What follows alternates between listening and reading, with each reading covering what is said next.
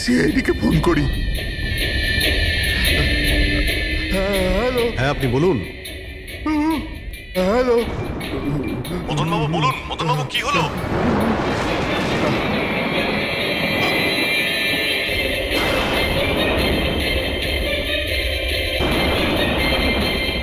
না না,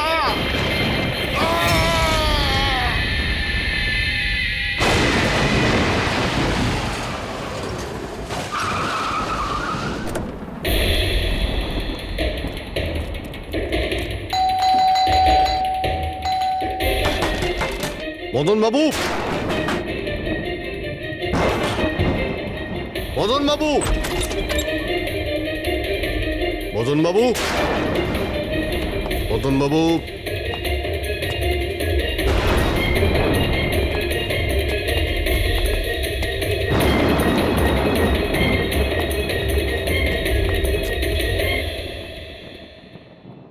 দয়া,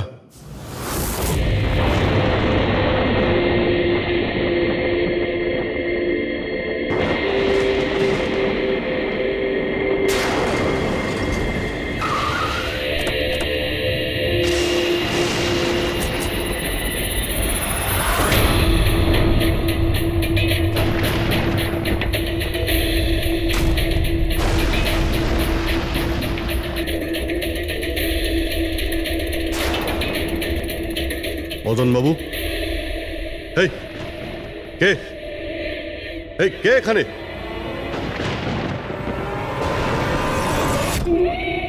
এটা কি?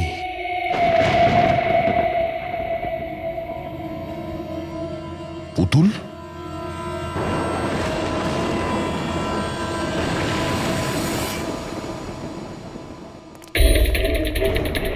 অভিজিৎ, স্যার, আমরা দেরি করে ফেলেছি।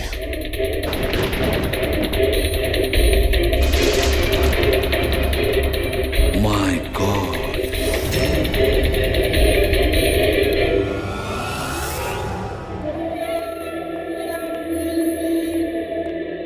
এই নিন।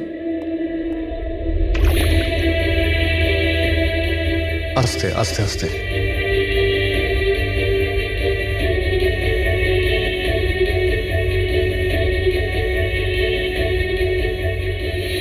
মদনবাবু, আপনি ঠিক আছেন তো?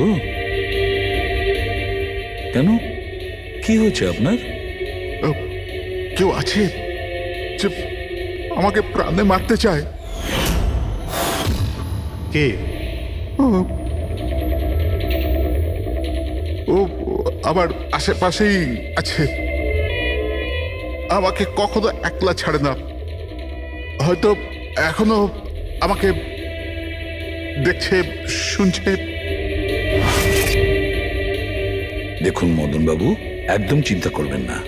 আপনার কিচ্ছু হবে না, আমরা আছি না? হুম? মদনবাবু, আপনি কার কথা বলছেন? কে কে আপনাকে বিরক্ত করছে? পুতুল, কাঠের পুতুল। কাঠের পুতুল? হ্যাঁ, না মানে ওটা ওরকম নয়, যারা কথা বলতে পারে না, অন্যের ইশারায় নাচে। এই কাঠ পুতুলগুলো কথা বলে, কথা বলতে পারে, নিজেরা চলে চলে ফিরে বেড়ায়।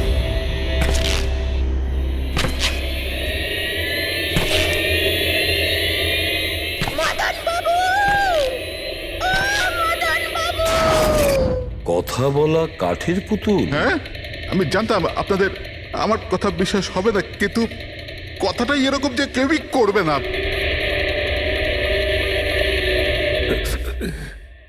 স্যার, আপনি এরকম কোনো পুতুলের ব্যাপারে শুনেছেন কখনো? না, জানেন কিছুদিন আগে আমার সাথে কি হয়েছিল? ওই দিন আমার জন্মদিন ছিল, ঘরের বেল বাজলো, তো আমি ভাবলাম যে আমার বন্ধুরা আমার সঙ্গে দেখা করতে এসেছে।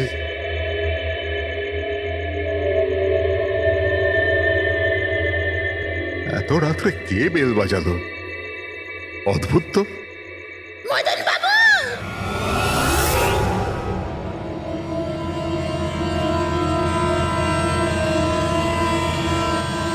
কে? দেখতে পাচ্ছেন না? আমি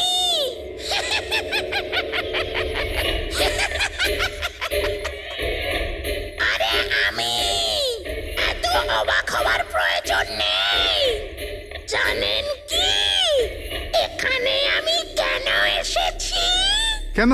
তোমার প্রাণ নিতে। কি?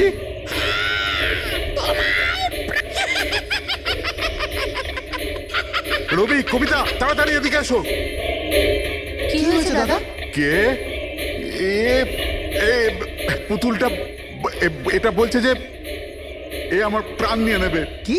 হ্যাঁ দাদা, এটা একটা নির্জীব পুতুল, হ্যাঁ, ওটাই তো। তো এটা আপনার প্রাণ কি করে নেবে? দাদা, তুমি আমাদের সাথে মজা করছো? হ্যাঁ, না, তোমরা কি বলছো? রবি, আমি এরকম অদ্ভুত মজা কেন করব, তাও আজকের দিনে? আরে আমি নিজে শুনেছি যে ও বললো যে ও মেরে ফেলবে এক আমাকে। মিনিট, আমি দেখছি। কি?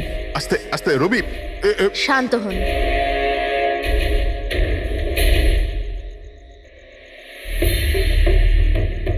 দাদা, মনে হচ্ছে তোমার সাথে কেউ মজা করেছে। এই কাঠের পুতুলের মধ্যে কেউ মনে হয় স্পিকার ফিট করেছে। চেক করো, হয়তো কোনো স্পিকার আছে।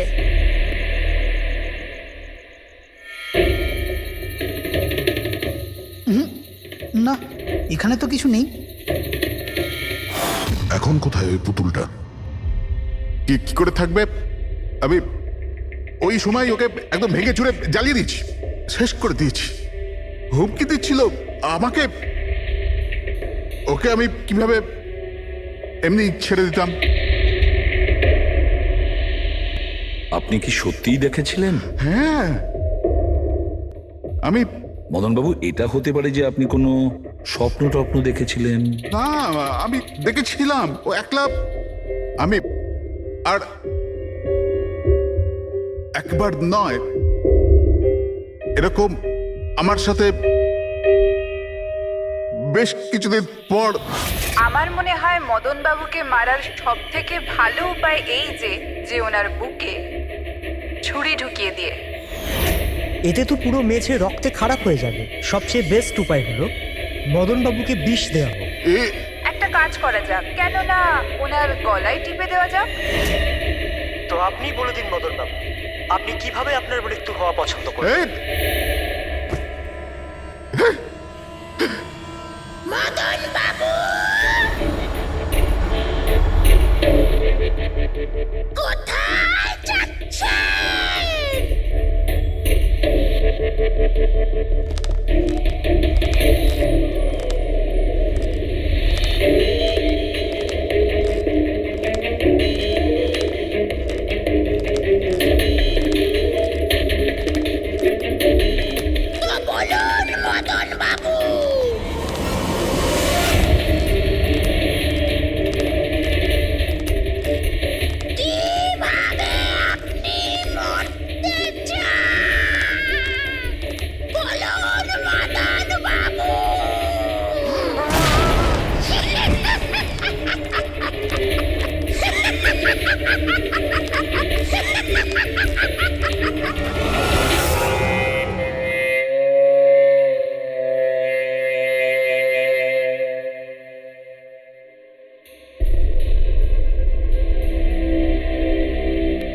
সত্যি মদনবাবুর প্রাণ সত্যি সংশয় ছিল।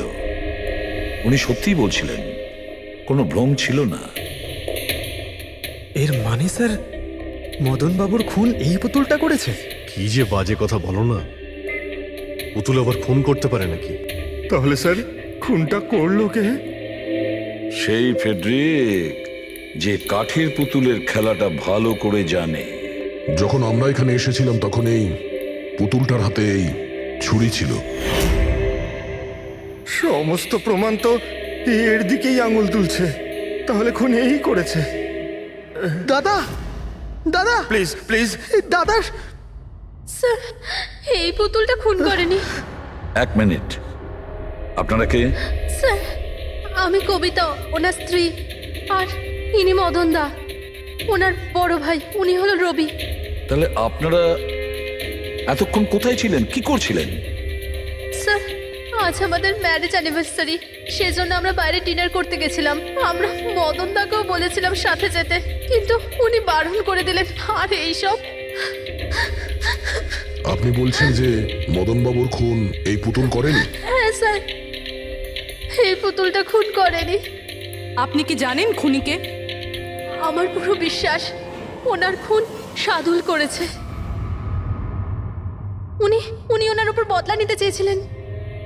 আচ্ছা, যার কথা বলছেন সে কে? কিসের প্রতিশোধ নিতে চাইছে? সাদুল একজন ভেন্টাকলিস্টার ভয়েস ওভার আর্টিস্ট ছিল। মদনদা আর রবির বড়দা অঙ্কুশদার ছোটবেলার বন্ধু। অঙ্কুশদা ছোটবেলা থেকেই সাদুলকে খুব ভালোবাসতো। যখন উনি দেখলেন সাদুল জীবনে কত ঠোকর খাচ্ছেন, তো 5 বছর আগে উনি নিজের বাড়িটা সাদুলকে দিয়ে দিলেন, যাতে উনি ওনার থিয়েটার গ্রুপ চালাতে পারেন। যদি ওরা কোনোদিন অঙ্কুশদাকে ভাড়ার টাকা দিতে পারেনি, কিন্তু অঙ্কুশদার এই নিয়ে কোনোদিনই কোনো দুশ্চিন্তা হয়নি, কারণ উনি জানতেন যে এই কলাতে অত পয়সা পাওয়া যায় না। সাদুল আর ওনার স্টুডেন্টরা অঙ্কুশদার বাড়ি থেকেই নিজেদের ভেন্ট্রালোকুইজমের প্র্যাকটিস করত। পুতুল দিয়ে কথা বলানো এই শিল্পের ঘন্টার পর ঘন্টা বসে রিহার্সাল করতো।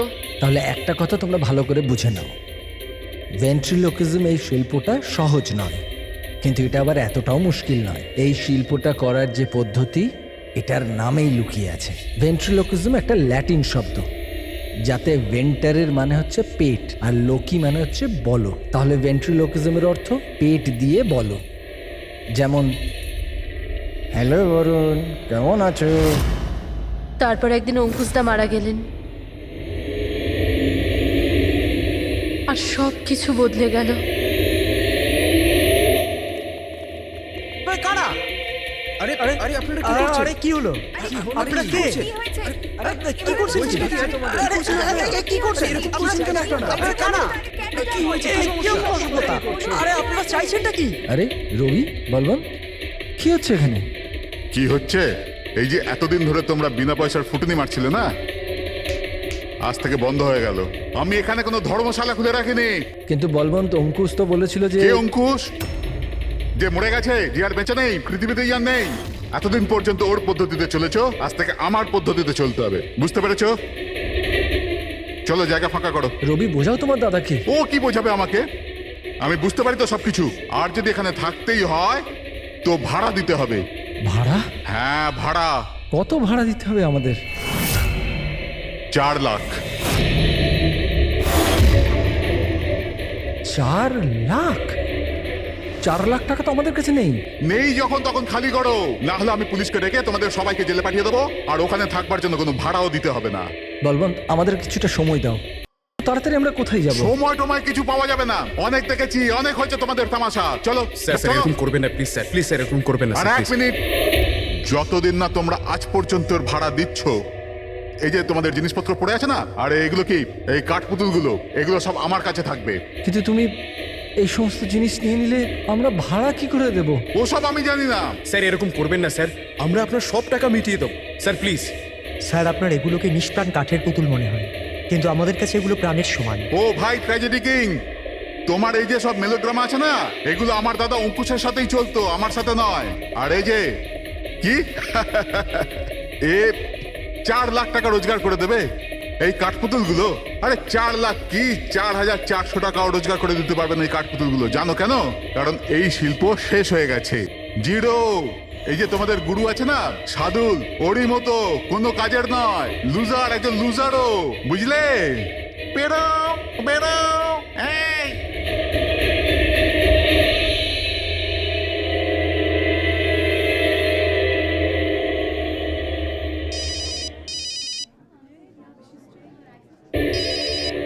এও না, কে দাদা? আবার কে? সাদুল বারবার আমাকে এভাবে ফোন করে হুমকি দিচ্ছে। আমি দেখছি। হ্যালো। আমি আসছি তোকে মারতে। এবার তোর জীবন কিছুদিনের অতিথি মাত্র। হ্যালো দাদা, আমার মনে হয় আমাদের পুলিশ স্টেশনে যাওয়া উচিত। পুলিশ ডিপার্টমেন্টে আমি একজনকে চিনি, হয়তো ও আমাদের সাহায্য করতে পারে। হ্যাঁ দাদা, আমি এটুকু বিশ্বাস করতে পারিনি যে এই সাদুল এত বড় পাগল হবে। আমাদের পুলিশের কাছে যাওয়া উচিত। কোনো লাভ নেই, এই সাদুল নিজের মোবাইল থেকে ফোন করছে না, কোনো ল্যান্ডলাইন নাম্বার থেকে করছে। Landline number? আমি খোঁজ নিচ্ছি নাম্বারটা কোথাকার। কি? এটা কি বলছো তুমি? হ্যাঁ ঠিক বলছি, এই নাম্বার এই হসপিটালের মর্গ রুমের। সাদুল আমাকে হসপিটালের মর্গের রুম থেকে কেন ফোন করবে? এই নাম্বার থেকে এনাদের কাছে ফোনে হুমকি দিচ্ছে। কাল রাত আর আজ সকালেও দিয়েছে, টানা 3 দিন ধরে আসছে। কে করছে এই কল? স্যার, এই ফোন দিয়ে কারোরই ফোন করবার কোনো অনুমতি নেই। আমি সারাদিন এখানেই থাকি, এই ফোন থেকে কেউ কোনো ফোন করেনি। তাহলে তুমি নিশ্চয়ই কল করেছো? স্যার, আমি কেন ফোন করব? আমি তো আপনাদের চিনিও না। হ্যাঁ হতে পারে তুমি সাদুলের কথা করেছো। কি নাম বললেন আপনি? সাদুল। সাদুল? এই যে এ হলো সাদুল, চেনো তুমি একে? এ আপনাদের কি করে কল করবে?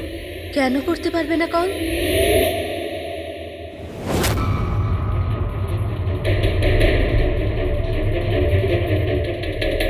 এ কিভাবে হয়ে গেল? সাদুল 3 দিন আগে ইনি মারা গেছেন, তাহলে ইনি ফোন কি করে করবেন? কিন্তু এর মৃত্যু হলো কিভাবে? ইনি ড্রিঙ্ক করেছিলেন, একটা গাড়ি এনাকে উড়িয়ে দিয়ে চলে গেছে, ওখানে ওনার মৃত্যু হয়। যদি ও এখানে মরে পড়ে আছে, তো আমাকে হুমকি দিয়ে ফোন কে করছে?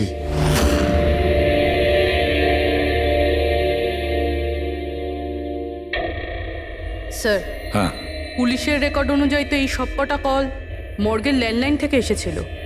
কিন্তু মর্গেন ল্যান্ডলাইন তো কেউ ইউজই করে না, তাহলে সব কি করে?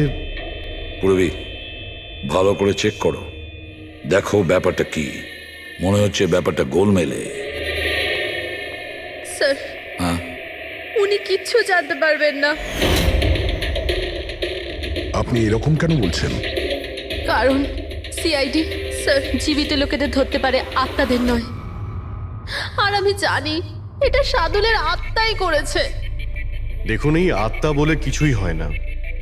আর আপনি একজন এডুকেটেড পার্সন হয়ে এইসব বলছেন? আপনিও তো পড়াশুনো জানা, আপনি বলুন না, একটা লাশ মর্গ থেকে ফোন কি করে করতে পারে? কি করে ওই মদনদার সাথে ওই পুতুলটা কথা বলতে পারে? স্যার, তাদের এটা নর্মাল মনে হচ্ছে। আপনারাও এমন কিছু ফিল করেছেন যেটা মদনবাবু করেছিলেন? হ্যাঁ স্যার। না, বাঁচাও, আমি তোমাদের ছাড়বো না। তোমরা খুব বিরক্ত করছো আমাকে, তোমাদের সবাইকে মেরে ফেলবো আমি, ছাড়বো না। দাদা, সরে যাও। না দাদা কি হলো? এদিকে আসবে না। আরে কিন্তু দাদা, এটা কি করছো তুমি? দাদা কি? কাঠপুতুল আছে এখানে, সরে থাকো। কাঠের পুতুল? আমাকে মারতে এসেছে, আমি বলেছিলাম না। দাদা 1 মিনিট দাদা, এটা কি করছো তুমি?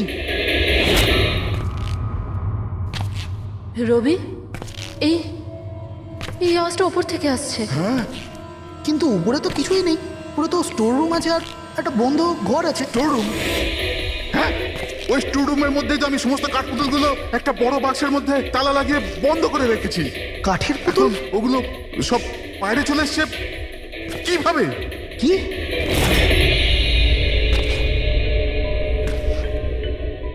দাদা, তুমি তুমি ভয় পেও না, এসো উপরে এসো। রবি, কিন্তু চলো আস্তে আস্তে সামলে।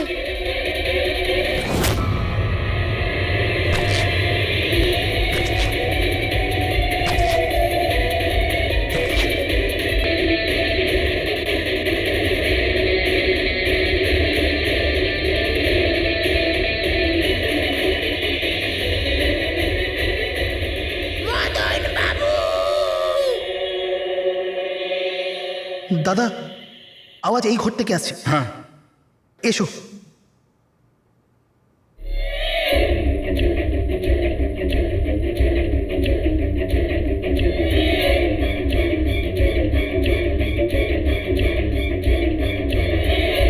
মদন বাবু,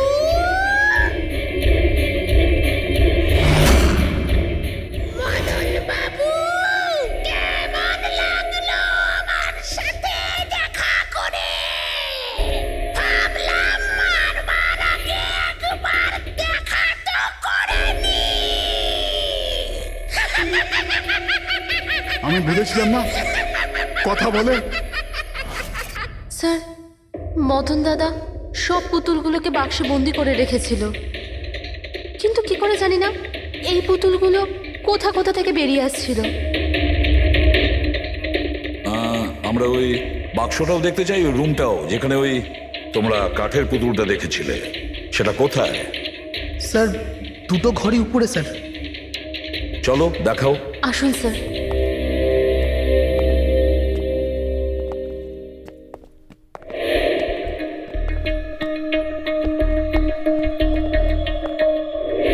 স্যার, পায়ের আওয়াজটা আমরা করিডোরে শুনেছিলাম, আর ওই পুতুলটা আমরা এখানে এখানে দেখেছিলাম স্যার।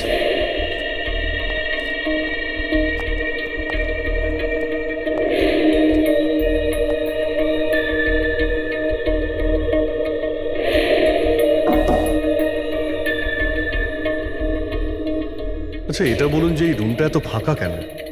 স্যার, আমি ভেবেছিলাম কি এখানে ট্রেডমিল আর বাইসাইকেল রাখবো, একটু এক্সারসাইজ করব, কিন্তু সময় পাইনি।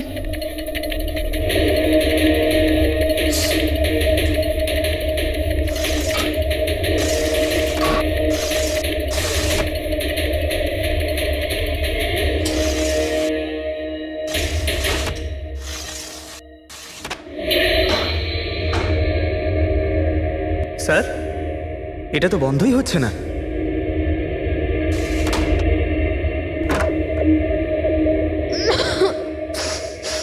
আসুন স্যার। স্যার, এই ওই পেটিগুলো যেখানে পুতুলগুলো বন্ধ করা আছে। একটু লাইটটা অন করবেন? হ্যাঁ।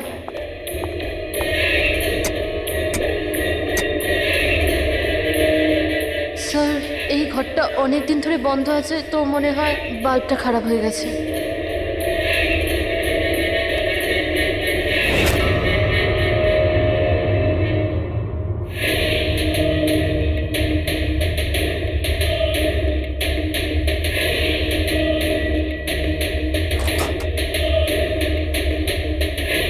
স্যার, প্রত্যেকটা বক্সে তালা লাগানো আছে।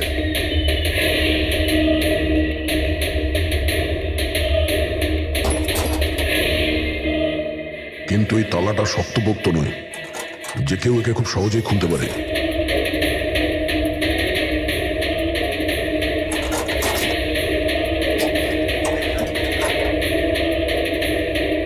এতগুলো পুতুল,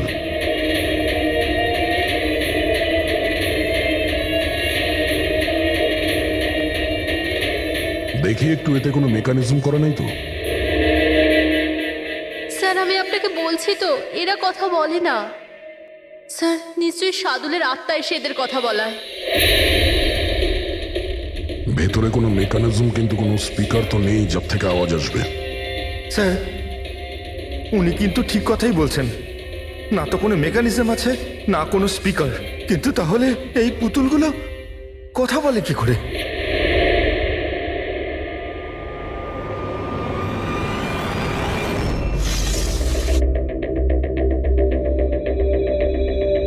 লকটা কি খারাপ? লকটা খারাপ স্যার। এখান থেকে তো সহজেই কেউ ভিতরে ঢুকতে পারে, সিঁড়িও রয়েছে আর পাইপও রয়েছে, যে কেউ সহজেই ঢুকতে পারে। আর যে সহজে এই রুমে ঢুকতে পারে সে বাক্সতে বন্ধ থাকা কাঠের পুতুলগুলোকে উঠিয়ে বাইরে যে কোনো জায়গায় রাখতে পারে, যেভাবে এখানে রাখা ছিল তোমাদের ভয় দেখানোর জন্য। স্যার, মানে মানে এটা কোনো আত্মা নয়। আরে ওই আত্মার কথা ছাড়ো তো, আত্মা হয়ই না। এটা সেই হতে পারে এই বাড়ির প্রত্যেকটা কোণা সে চেনে, প্রত্যেকটা কোণা। আর তাছাড়াও কাঠের পুতুলের ব্যাপারেও খুব ভালো মতো জানে। আর এরা হতে পারে সাদুলের স্টুডেন্ট। সাদুলের স্টুডেন্ট খোঁজ নিয়ে দেখতে হবে যে সাদুলের স্টুডেন্টস এই মুহূর্তে কোথায় আছে আর কি করছে। হাই, আমার নাম হলো ফ্রিডা। আমার নাম দীপেশ। আমার নাম হলো তরুণ। আর আমার নাম লোচন।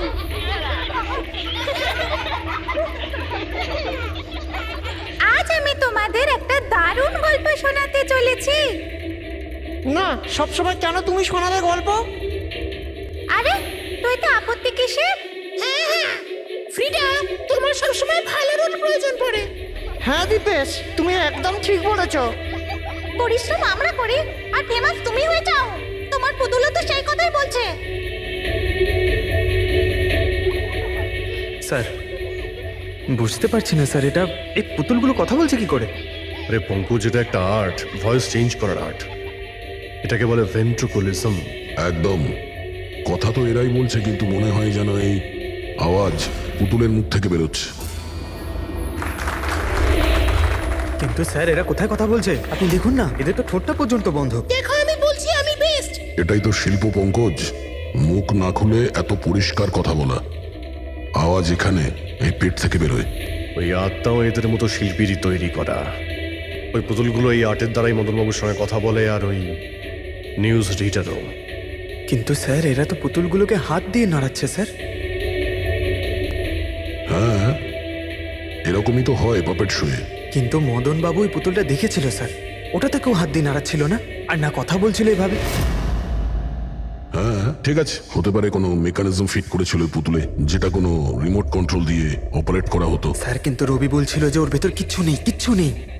সাউন্ড মেকানিজম ছিল না, কিন্তু ওর মাথার ভেতরে কোনো মেকানিজম ছিল, যার কারণে ওর মাথা আর মুখটা নড়তো, যেটা হতে পারে রবি দেখেনি। এইরকম পুতুল তৈরি করা শার্দুল বা ওর কোনো স্টুডেন্টেরই কাজ হতে পারে,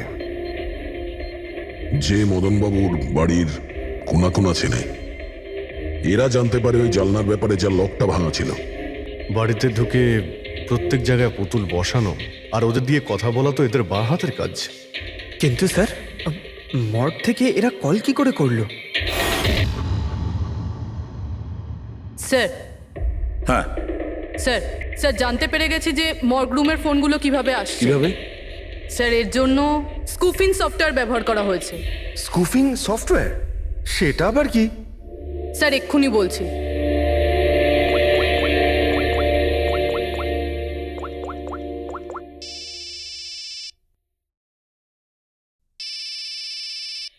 কি যন্ত্রণা! আমার ওয়াইফকে এখনই ফোন করতে হলো। হ্যাঁ স্যার, আমি কারেন্টের বিলটা দিতে না আবার ভুলে গেছি। মনে হয় লাইনটা কেটে দিয়ে গেছে। আমাকে বকবে বলেই ফোনটা করেছে। ফোনটা তোলা ঠিক হবে? ধরো, যাও তাড়াতাড়ি কথা বলে নাও।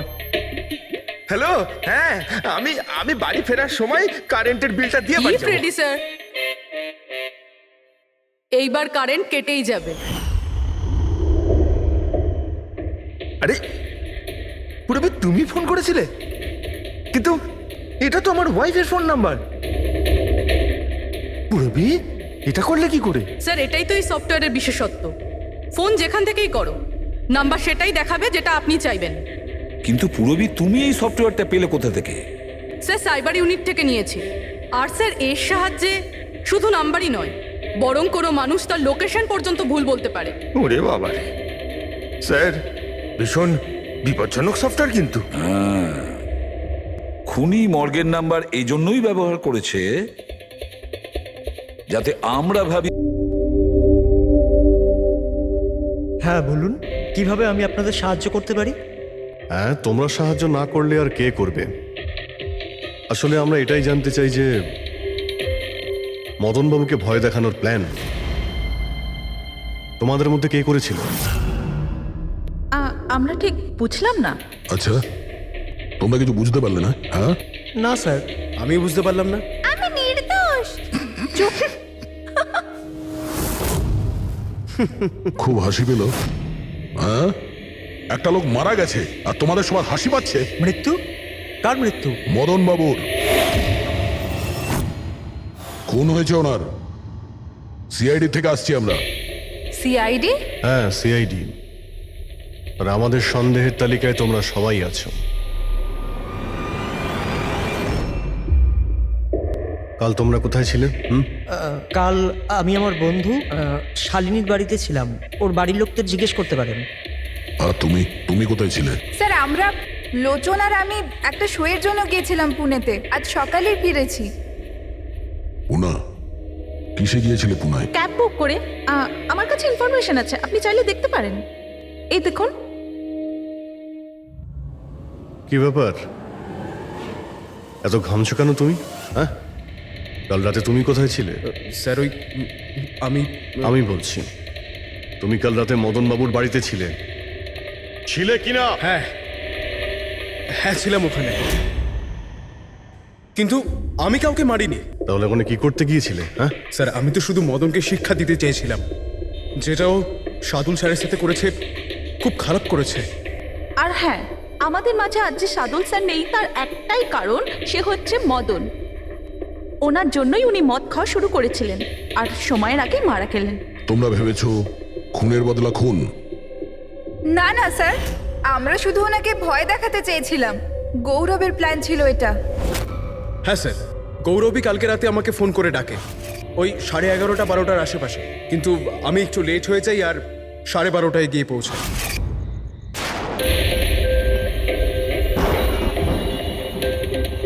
আজ তো এমনিতেই অনেক লেট হয়ে গেছি, মেরেই ফেলবে গৌরব আমাকে। চলে গেছে হয়তো ভিতরে, এবার ওকে ইশারা কি করে করবো?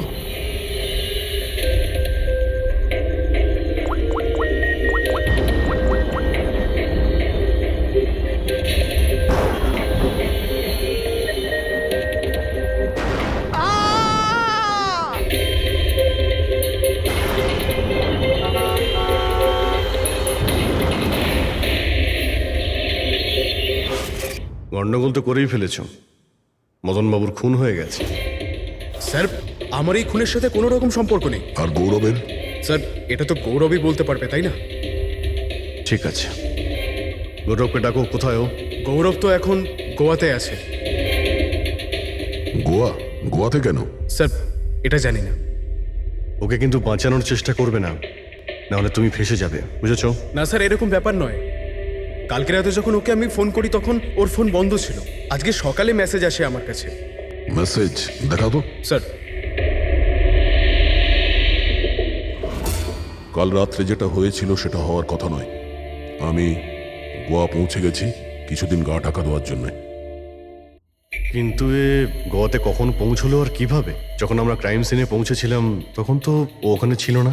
হ্যাঁ, যদি আমরা এটাও ভেবে নিই যে যখন আমরা ওখানে পৌঁছলাম তার ঠিক আগেও ওখান থেকে বেরিয়ে গেছে, তাহলে ও গোয়া কি করে পৌঁছবে? খুন হয়েছিল রাত 1টার সময়, আর তারপরে আমরা ওখানে পৌঁছেছি। ফ্লাইট নেই গোয়া যাওয়ার জন্য। স্যার হতে পারে ফ্লাইটে না গিয়ে বাসে বা গাড়ি করে গেছে হয়তো। না পঙ্কজ, ড্রাইভ করে গোয়া পৌঁছতে মিনিমাম 12 ঘন্টা লাগে, আর এই মেসেজটা এসছে সকাল 9টার সময়। মানে গোয়া পৌঁছানোর আগেই ও মেসেজ করে দিয়েছে যে ও গোয়া পৌঁছে গেছে। পঙ্কজ, খোঁজ নিয়ে দেখো যে গৌরবের ফোনের লাস্ট লোকেশন কোথায় দেখাচ্ছে। তুমি গৌরবের নাম্বারটা দাও। আচ্ছা ঠিক আছে, থ্যাংক ইউ। স্যার স্যার গৌরবের শেষ লোকেশন ছিল ওই মদনবাবুর বাড়ি, আর কাল রাত 11:30টার সময় ওর মোবাইল বন্ধ হয়েছে। 11:30? Hello, thank you sir. Gaurav নামের কোনো ব্যক্তি গোয়ার কোনো ফ্লাইটেই ছিল না, না আজকে সকালে না কাল রাতে। আর তাছাড়া স্যার, একে কোনো এয়ারপোর্টে সিসিটিভি ফুটেজেই দেখা যায়নি। মানে আমাদের সন্দেহ একদম ঠিক, গৌরব এখানেই আছে। তাহলে ও বা অন্য কেউ ওর ফোন থেকে এই মেসেজটা পাঠিয়েছে যে ও গোয়া চলে গেছে। কিন্তু স্যার কেউ এরকমটা করবে কেন? সেটা তো আমি জানি না ফ্রেডি, কিন্তু একটা কথা আমি বুঝতে পারছি না, গৌরব তো চাইলে যে কোনো সময় মদনবাবুকে মারতে পারতো। এসব নাটক করার কি প্রয়োজন ছিল? আর ওরা চারজন এই কাঠপুতুলের খেলাটাই বা কেন খেলছিল? আর ও যদি মদনবাবুকে মেরেই থাকে তাহলে ওর 4 জন বন্ধুকে কেনই বা বললো না? সন্দেহটা আমার এইখানে। এর একটাই কারণ বস, হতে পারে গৌরবকে তাড়াহুড়োতে মদনবাবুকে মারতে হচ্ছে যখন ও ধরা পড়ে যায়, আর না হলে খুনি গৌরব না অন্য কেউ। স্যার খুনি যদি অন্য কেউ হবে তাহলে গৌরব কোথায়? হতে পারে খুনি গৌরবকে মেরে গায়েব করে দিয়েছে, আর আমাদের সামনে এমন প্রমাণ ফেলে দিয়েছে যে আমাদের মনে হয় যে ও পালিয়ে বেড়াচ্ছে, গোয়াতে আছে ও। এই লোকটা ভাঙা রয়েছে। এই জানলা দিয়ে গৌরব আর ওর বন্ধুরা ভিতরে আসতো আর মদনবাবুকে ভয় দেখাতো। আর এই গৌরব কাল রাতে এখানে এসেছিল, তারপর থেকেই গায়েব হয়ে গেছে। তাহলে হতে পারে ওর সঙ্গে যা হয়েছে এখানেই হয়েছে। কিন্তু ওর সাথে যদি এখানে কিছু হয়ে থাকে তাহলে কিছু না কিছু তো ট্রেসেস পাওয়া উচিত। তাহলে একবার টেস্ট করে দেখা যাক। রবি, স্যার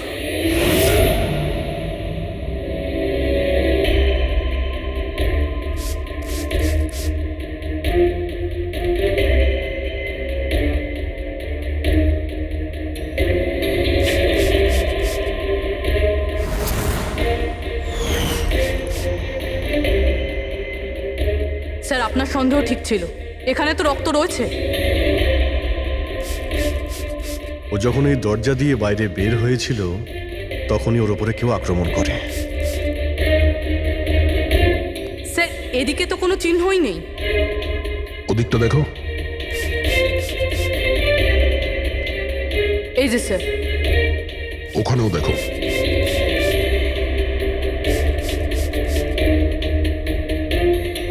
ও, তার মানে হামলা করার পর গৌরবকে টেনে হিচড়ে স্টোর রুমের কাছে নিয়ে আসা হচ্ছে।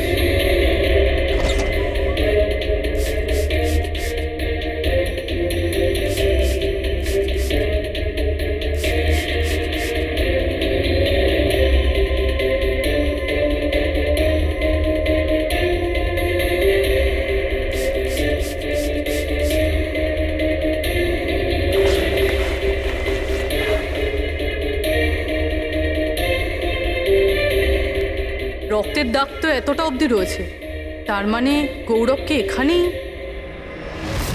আর আমরা এখানে এলাম কিন্তু আমরা জানতেই পারলাম না। আর তারপরও গায়েব হয়ে যায়। মনে হচ্ছে এখন বডিটাকে কোথাও পুঁতে দিচ্ছে এই বাড়ির লোকেরা।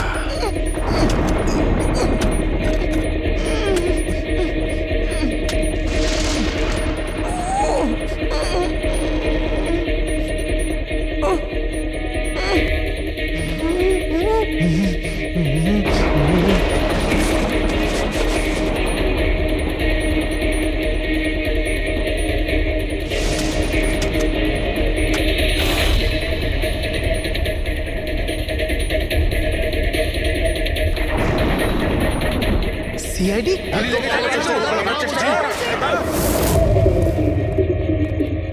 সরে যাও। পিছিয়ে যাও।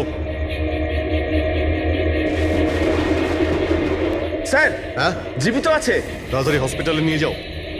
তোমরা কবর দিতে চাইছিল ওকে? হ্যাঁ, কিন্তু আপনি কি করে জানলেন আমরা এখানে? আজকাল মোবাইলের মাধ্যমে আমরা অপরাধীকে ধরে ফেলি।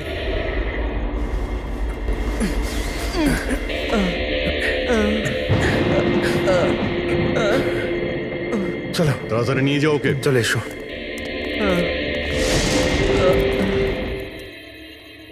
ওই স্বার্থপর আর লোভী মানুষটার মরে যাওয়াই ঠিক ছিল। অঙ্কুশদা মারা যাওয়ার পর মদনদা নিজেই সব প্রপার্টি দখল করতে চেয়েছিল। আমরা কি পেতাম? লবণঙ্গা। আমরা এই প্ল্যানটা তখন বানালাম যখন বাড়িতে ওই কাঠপুতুলের ঘটনাগুলো ঘটছিল। আমরা জানতাম স্যার কোনো আত্মা টাত্মার চক্কর নয়। এই জন্যই আমরা এক রাত জাগলাম যাতে এই পুতুলটার রহস্যের পর্দা খুলতে পারি। আর তারপরে তোমরা গৌরবকে ধরে ফেলো। হ্যাঁ,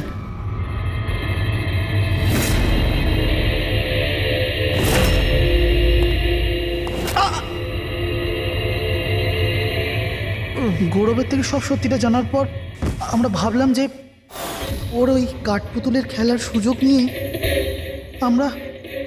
আমরা মদন দাদাকে মারতে পারি। আর সেই কারণে গৌরবের ওপর হামলা করে ওকে বাক্সে ঢুকিয়ে দিয়েছো। আর তারপর মদনবাবুকে খুন করে আমাদের বোকা বানাতে চেষ্টা করেছো।